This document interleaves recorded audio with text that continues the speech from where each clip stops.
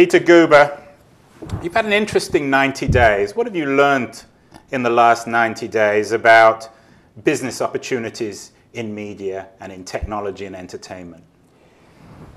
My view is you have to be opportunistic. Not an opportunist, but opportunistic. You have to look at the opportunity horizon. You look at your sets of skills and talents and resources and resourcefulness, and if you look at it horizontally, not just vertically, 30 years in the gold watch is gone. It's gone. So unless you can go horizontal, you could become vestigial. You become anachronistic. So you have to say to yourself, how do I do that? As a young person, at any age, how do I do that? Well, you look at the kinds of activities that your talents and energies and interests can play in. Don't be so narrow. If you know how to touch audiences and you're in the film business, well, you may know how to touch audiences in the sports business. You may know how to touch business audiences. If you're a design person, you may be able to design homes or buildings. You may be able to design structures. You may be able to design businesses. The idea is to be able to expand your opportunity horizon. And in my life, because I got into the third act of my life, and I realized I didn't want to do the same thing over and over and over and over and over and over and over and over again.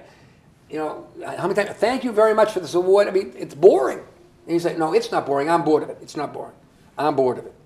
So I looked at it and thought, what are the playpens I could take these skill sets and do in a different way? So I began in the last number of years to be in a wider orbit. And what I learned is you can do everything. You just can't do it all at once. And when you're doing it, the trick and the secret is do it. Don't be planning something else. Be thinking of your kid. Be worrying about your wife. Be thinking about your church. Be worrying about your economics. Do all those with the same intensity. When you're with your wife, be with your wife. Show up. If I was here and I was doing the cell phone and I was writing notes and taking a call and worrying about my next appointment and didn't show up, I'm losing the most important element, the present. When you're in the present, magic happens. When you're in the past, it's history, and the future's a mystery.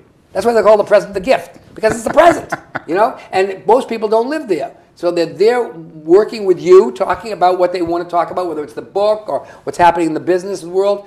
You show up. And when people see you show up and you give them their energy and the resourcefulness you have inside you, they engage you in a completely different way. And you engage yourself in a different way. And you enjoy the journey. It may not work, but at the end of the day, the whole journey was enjoyable. Why make the journey unenjoyable for 2 minutes of success? Pretty empty life that way. So I look at all these things I do in the last period of time. I say, wow, we have this terrific public company who came together, Demand Media.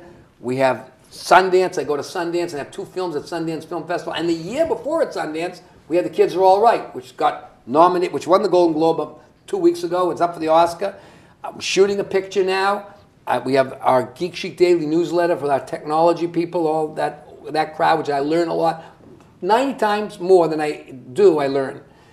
And I have my baseball teams, which start the season this year across the country. And I'm going to the basketball game this Saturday in San Francisco, the Warriors game, and I'm meeting there with the technology guys and seeing how we're using technology in the arena to touch the fans, to create a deeper experience, recognizing that they are coming in with 2 of the dearest things they're coming in with. They're coming in with their heart and their cell phone. And their cell phone's a smartphone. So I have to figure out how I can touch them both in their heart and in their cell phone. So I'm doing all these things, and the beauty of it is this. It's fun. 3-letter word. It isn't sex. It's fun. And it really works, because when you enjoy yourself, even if you fall down, get knocked down, it fails, you get bad reviews, the picture doesn't work, all the time it happens to me. All the time. Oh, okay. Now in this world today, some magic thing has happened.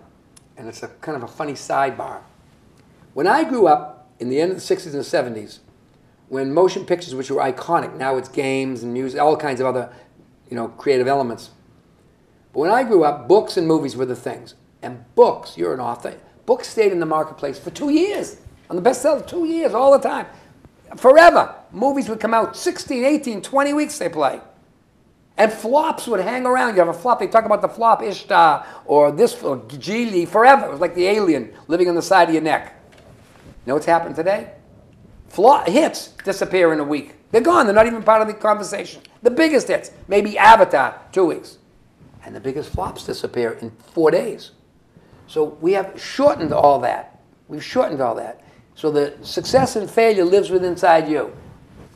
Evict the failure and welcome the success. And let the success will live rent-free.